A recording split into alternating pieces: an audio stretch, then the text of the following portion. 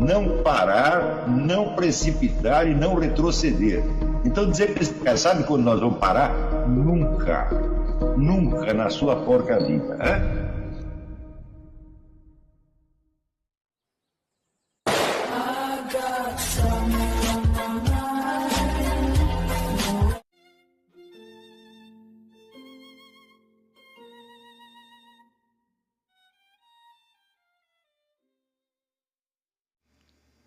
E aí pessoal, tranquilo?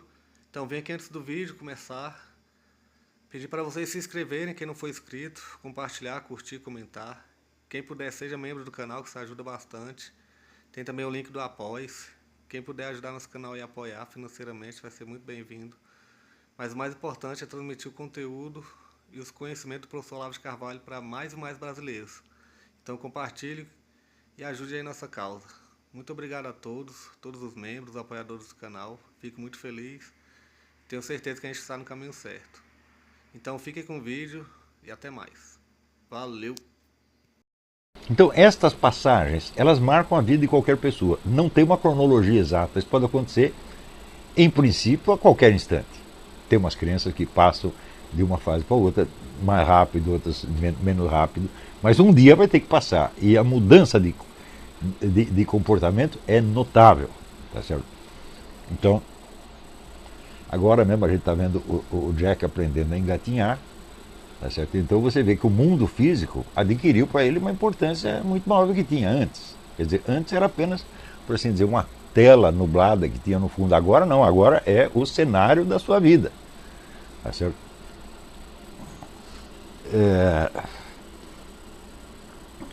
Então, quando vai, né, aprendendo a falar, então, vamos dizer, a comunicação humana se torna enormemente mais importante do que qualquer outra coisa. Por exemplo, a manipulação do ambiente físico agora é feita através da linguagem. Né? Ele tem como pedir coisas, ele tem como se explicar. Né?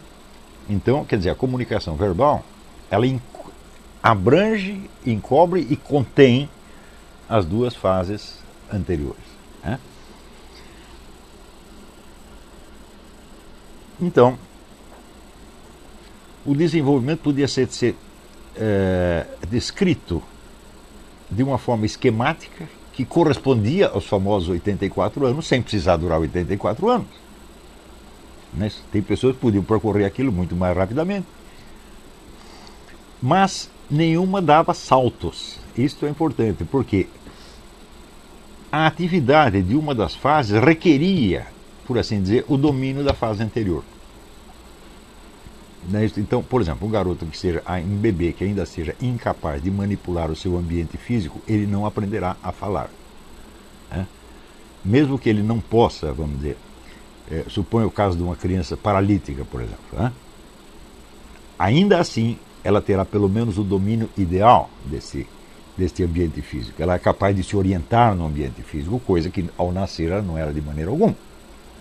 Tá certo? Então, uma fase tem de ser abrangida, contida, para poder ser superada. E a superação não a elimina, mas a contém. Né? Quer dizer, é superação no sentido do alemão Aufhebung, quer dizer, você levanta aquilo, você ergue aquilo para um outro patamar. Né? Então, cada patamar é assinalado, vamos dizer, por uma atividade predominante, por uma busca de um objetivo predominante e também pelo surgimento de uma forma específica de sofrimento que não existia na fase anterior, quando a busca desse objetivo é frustrada. Tá certo? Então, vamos dizer, a quarta fase era quando o indivíduo já tinha crescido o bastante, já tinha dominado de tal modo, vamos dizer, o ambiente verbal em torno, quer dizer, todo o campo das comunicações, para ele poder avaliar a sua vida como um todo do ponto de vista emocional. E ver se como um todo ele está feliz ou infeliz. Note bem, um bebê pequeno ele só está feliz ou infeliz num certo momento. Né? Agora, chega uma época em que você tem um fundo emocional de felicidade ou de infelicidade, onde você avalia se gostam de você, se você é aceito, se você é desprezado, se você obtém as satisfações que quer da vida ou não. E isto mais ou menos corresponde à adolescência. Então aí significa assim, a busca da satisfação na vida como um todo. A busca da felicidade, por assim dizer. E a felicidade implica, então, vamos dizer, a aceitação, a afeição, etc, etc. Né? É justamente quando os garotos têm, por exemplo, surgem problemas com a família, porque ele sente que não é amado o suficiente, com razão ou sem razão, ou quando ele começa a buscar uma namoradinha, quando ele,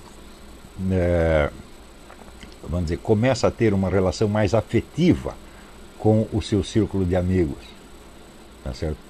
E, por exemplo, aí a sua satisfação ou insatisfação se condensa em julgamentos mais permanentes ou mais ou menos permanentes que ele faz sobre as pessoas. Eu gosto do fulano ou não gosto do fulano, este é meu amigo, aquele é meu inimigo, coisa que uma criança pequena não tem ainda. Uma criança pequena, ela pode encher o outro de tapa e no instante seguinte estão brincando como se nada tivesse acontecido.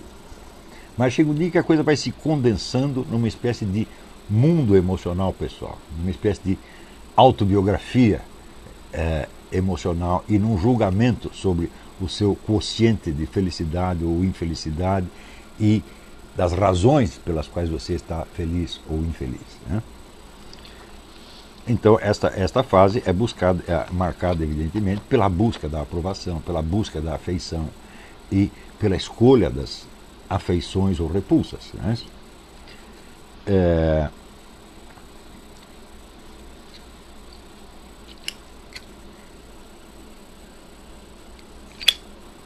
Logo em seguida, o indivíduo entra numa fase em que já não lhe basta ser gostado ou ter, vamos dizer, o coeficiente de felicidade necessário, mas ele começa a se testar a seus próprios olhos para ver se ele gosta dele mesmo ou não, se ele tem motivos ou não. Então ele começa a se testar e buscar desafios, não para provar nada para os outros, mas para si mesmo.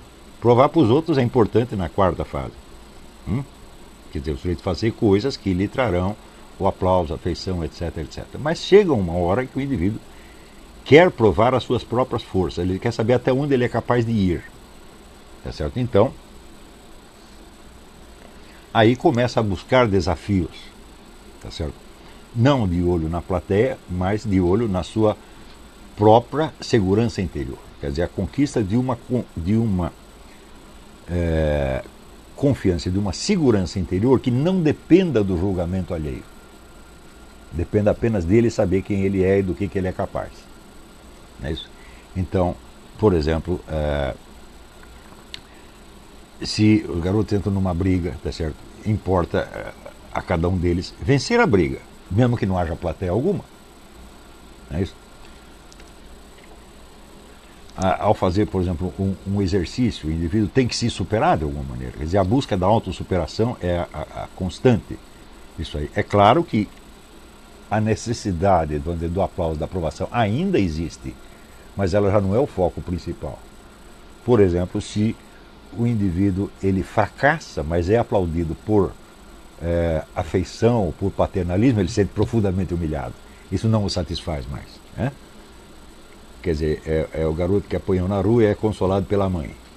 Se ele está na quarta fase, ele fica feliz, porque é tudo o que ele queria, é isto. Mas se ele está na quinta, então a afeição materna começa a ser uma vergonha para ele. É aí que os garotos, por exemplo, fogem da mãe. Né?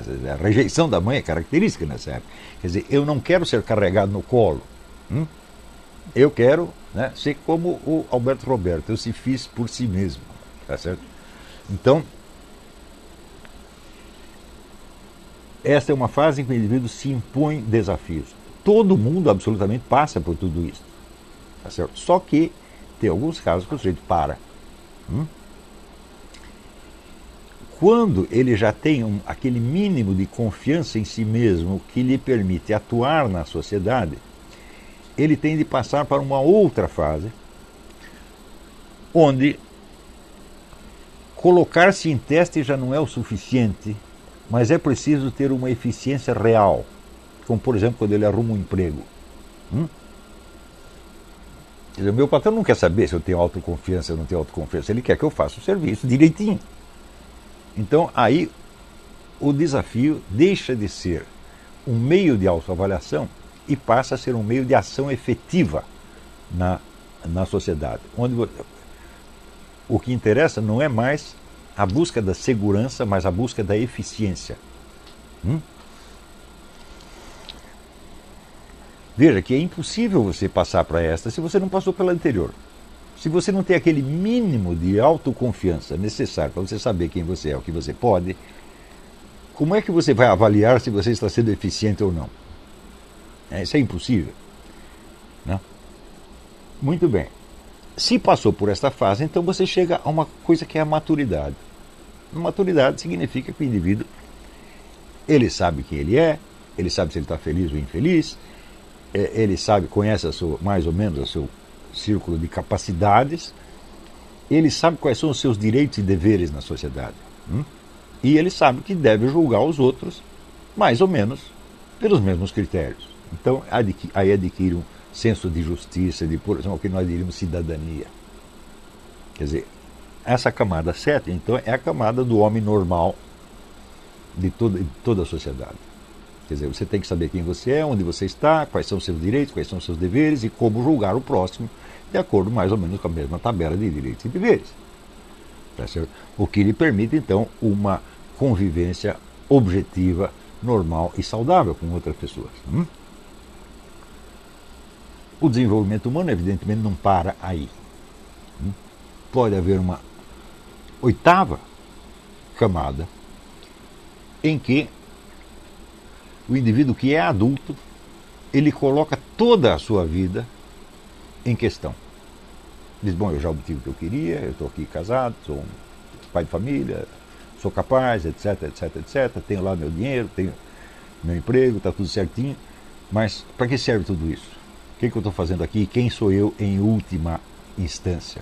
Então, essa é uma etapa de crise, é uma crise da maturidade. Umas pessoas sofrem a crise da maturidade aos 50, 60, aos 40, outras sofrem aos 20 e pouco já, dependendo, vamos dizer, da velocidade do seu desenvolvimento. Então, vamos dizer, até a camada 7, todos os seres humanos devem chegar necessariamente. Tá certo? Isso é uma condição para a vida social.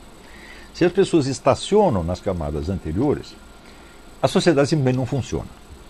E você vai ver que o Brasil é um exemplo disso, onde o número de pessoas que param na camada 4 é um negócio impressionante. E aqueles que estão na 4 lutando para passar para a 5, mas sem assumir inteiramente a responsabilidade do desafio, portanto ainda estando na 4, e ainda necessitando muito da aprovação, do aplauso do grupo, do apoio exterior, as pessoas não podem agir objetivamente jamais, porque tudo que elas estão fazendo é para adquirir uma satisfação, uma gratificação subjetiva, no fim das contas. E, no entanto, embora estejam na camada 4, elas podem socialmente desempenhar papéis que correspondem às camadas seguintes. O sujeito pode estar casado, ter filho, ter um emprego, etc, etc. E ainda a sua motivação básica é a de camada 4. É a aceitação, é a sua felicidade subjetiva, etc, etc. Então, é claro que uma sociedade que é composta de pessoas assim não pode funcionar. Não é isso? Porque as ações do indivíduo sempre terão, vamos dizer, uma motivação aparente, que é aquela que corresponde à sua função na sociedade, e uma motivação interior efetiva, que é muito mais primitiva, por assim dizer. Quer dizer, o indivíduo parece, por exemplo, que está tentando fazer um trabalho eficientemente, mas não é esse o foco do seu interesse. O seu interesse é receber um agrado, como é que se diz, definir quem é o grupo de amigos e quem é o grupo de inimigos e assim por diante.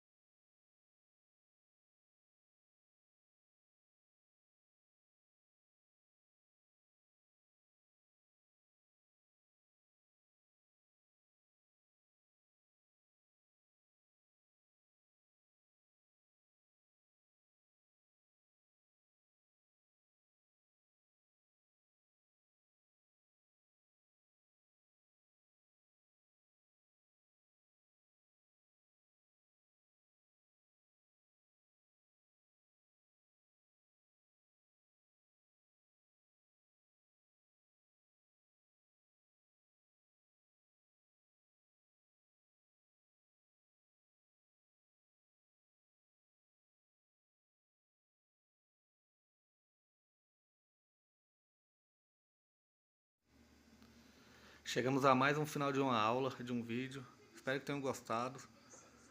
Quem não se inscreveu ainda, se inscreva, compartilhe, comente. Ajude o nosso canal, apoie, seja membro. E ajude o nosso canal a chegar a cada dia a mais brasileiros que precisam muito do conhecimento do professor Olavo de Carvalho.